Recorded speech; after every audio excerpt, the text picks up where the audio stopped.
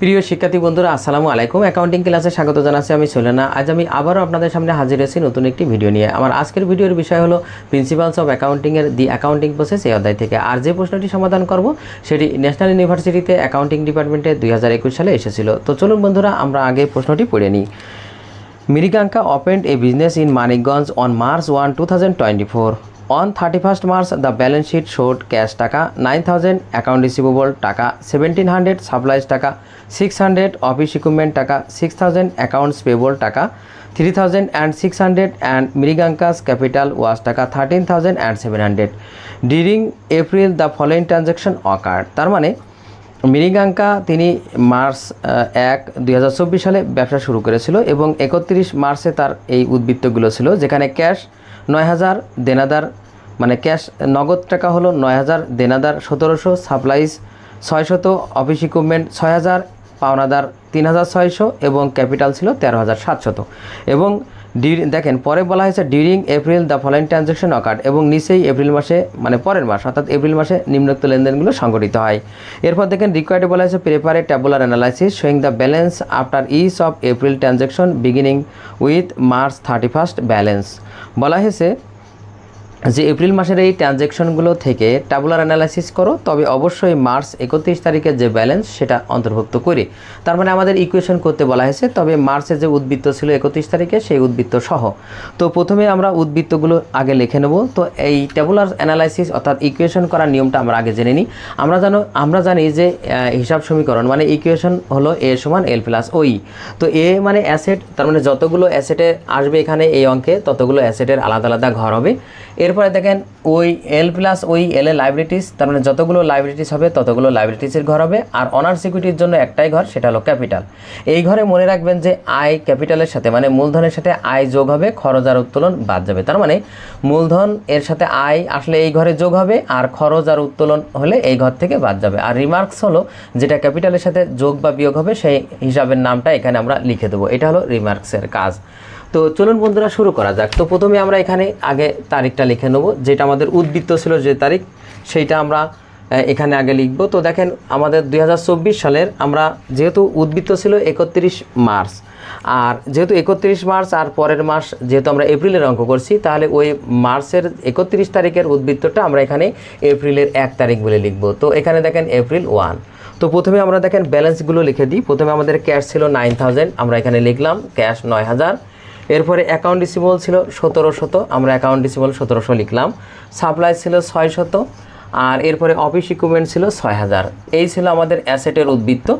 আর দেখেন notes payable আমাদের ছিল না, তবে অ্যাকাউন্টস পেবল ছিল 3,600, আর আমাদের ক্যাপিটাল ছিল কত 13,700। এইটা আমরা আগে ব্যালেন্স হিসাবে লিখে নিলাম। আর এইটা হলো কি ইনভেস্টমেন্ট আমরা এইটা আগে লিখে নিলাম। এবার দেখেন আমাদের পরের তারিখে কি বলা হয়েছে, যে মানে 1 তারিখে আমাদের দেখেন। আর ইকুয়েশনের আমি একটু ক্লিয়ার করে নিই যে আমাদের প্রত্যেকটা লেনদেনের প্রথমে পক্ষ বের করতে হবে, আর পক্ষগুলো দেখতে হবে যে কোন হিসাবের মধ্যে পড়ছে এবং সেটা বৃদ্ধি পাচ্ছে না হ্রাস পাচ্ছে।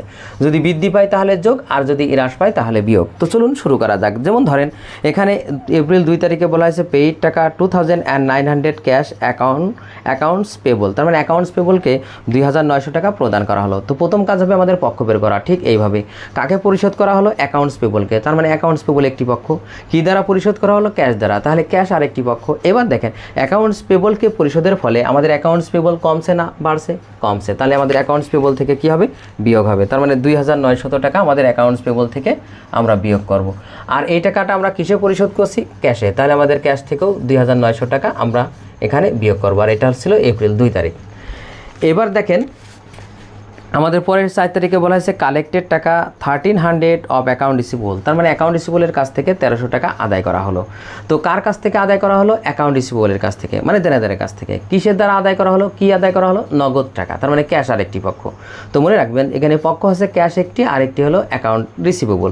তো অ্যাকাউন্ট রিসিভেবলের কাছ থেকে ক্যাশ আদায় করার ফলে আমাদের ক্যাশ কি হচ্ছে এখানে বৃদ্ধি পাচ্ছে, তাই ক্যাশে যোগ হবে। তাই আমরা এখানে দেখেন তারিখ দেব, এটা হলো 4 তারিখে আমাদের ক্যাশ বৃদ্ধি পাচ্ছে, যেহেতু আমরা ক্যাশ আদায় করছি তাই ক্যাশের যোগ কার কাছ থেকে আদায় করছি অ্যাকাউন্ট রিসিভেবল থেকে। তাই আমাদের অ্যাকাউন্ট রিসিভেবল থেকে বিয়োগ হবে।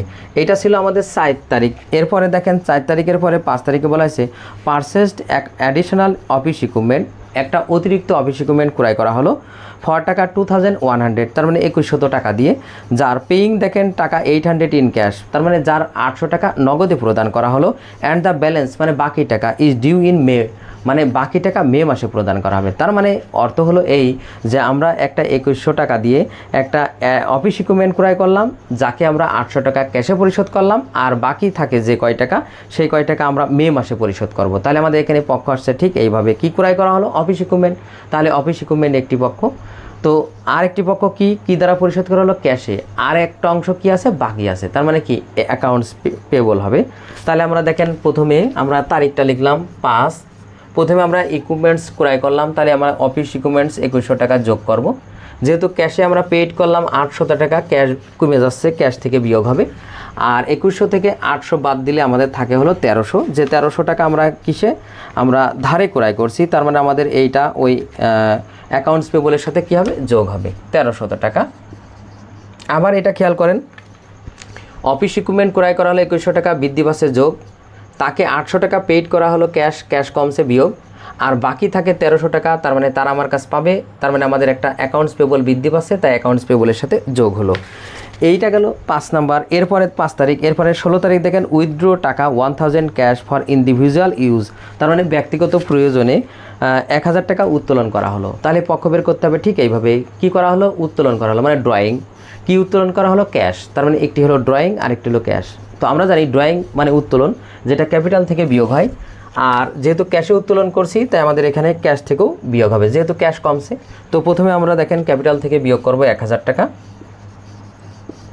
আর আমরা এই জায়গায় দেখেন ক্যাশ থেকেও বিয়োগ করব, যেহেতু উত্তোলন করার ফলে আমাদের ক্যাশও কমে যাচ্ছে, আর আমরা এখানে লিখব ড্রয়িং বা উইথড্র, যাই লেখেন ড্রয়িং, তার মানে ক্যাপিটালের সাথে যে কাজটা হবে সেইগুলোই মূলত এখানে লেখা হয় রিমার্কসের ঘরে।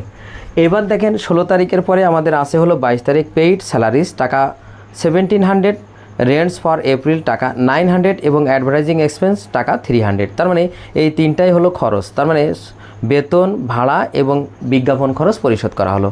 তো এই তিনটাই খরচ, তার মানে তিনটা খরচ পরিশোধ করা হলো কিসের দ্বারা ক্যাশের দ্বারা। তাহলে একটা হলো খরচগুলো পক্ষ আর একটা পক্ষ হলো ক্যাশ, তো খরচ হলেই সেটা কী হয় ক্যাপিটাল থেকে বিয়োগ হয়। তো আমরা এখানে আলাদা আলাদা করেও বিয়োগ করতে পারি, আবার এই তিনটা টাকা যোগ করে একত্রেও আমরা এটা কি করতে পারি আমরা বিয়োগ করতে পারি ক্যাপিটাল থেকে, কারণ আমরা জানি খরচ হলেই ক্যাপিটাল থেকে বিয়োগ হয়। তো আমরা একবারে দেখেন এখানে আমাদের আলাদা আলাদা করলেই ভালো হয়। তো আমরা এখানে 17 এটা কয় তারিখ 22 তারিখ আমরা একবারেই বিয়োগ করি, তাহলে আমাদের জায়গা কম সুবিধা হবে।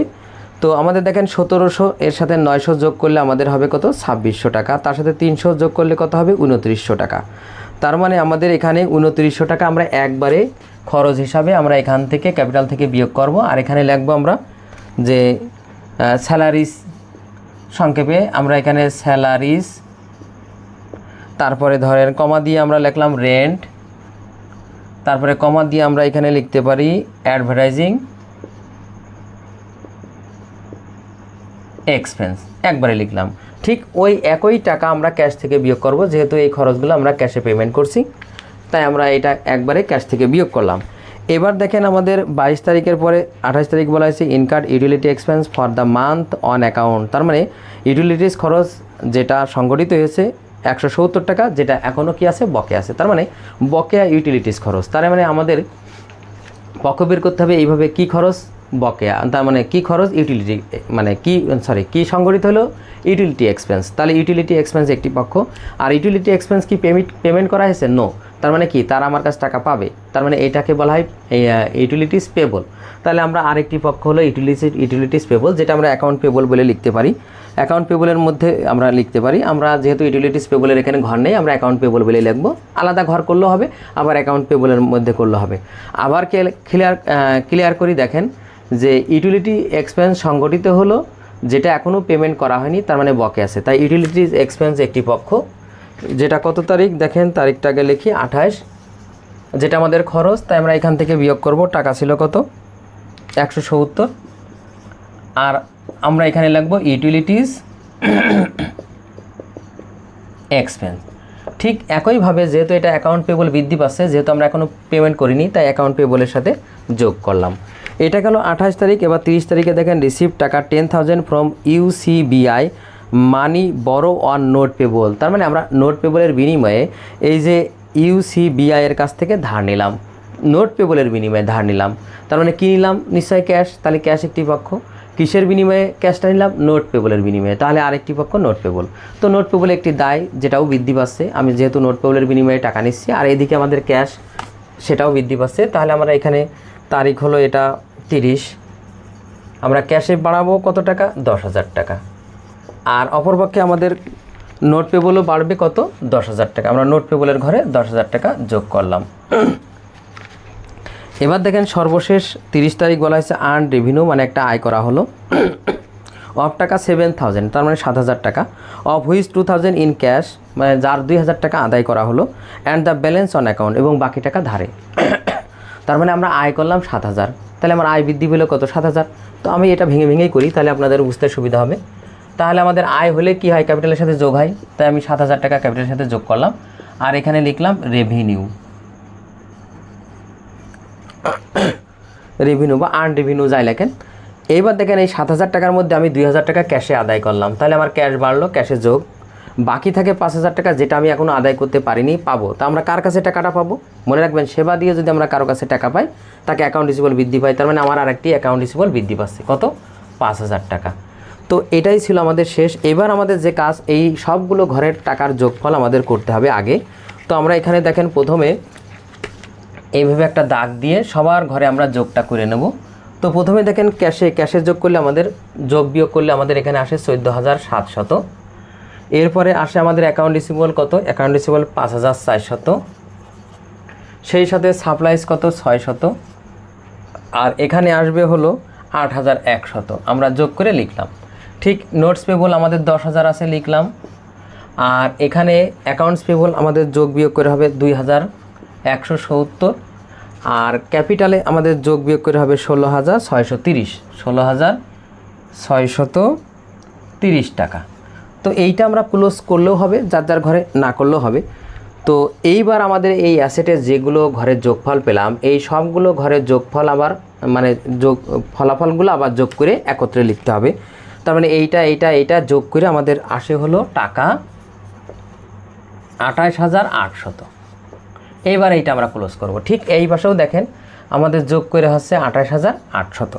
তাহলে আমরা এখানে টাকা 28,800 লিখলাম, আর ক্লোজ করে দেবো। তার মানে আমাদের দুই পাশ মিলে যাবে, তখন আমাদের অঙ্ক হয়ে যাবে। তো এটাই ছিল আমাদের আজকের অঙ্ক। তো ছাত্রছাত্রী বন্ধুরা, আজ এ পর্যন্তই। আমার ভিডিওটি কেমন হলো অবশ্যই কমেন্ট করে জানাবেন। যদি ভিডিওটি ভালো লেগে থাকে অবশ্যই ভিডিওতে একটি লাইক দেবেন। এছাড়াও অন্যান্য বন্ধুদের দেখার সুযোগ করার জন্য অবশ্যই ভিডিওটি শেয়ার করবেন। আর আমার চ্যানেলে আপনি নতুন হয়ে থাকলে অবশ্যই চ্যানেলটি সাবস্ক্রাইব করে নেবেন। সবাইকে ধন্যবাদ। আল্লাহ হাফেজ।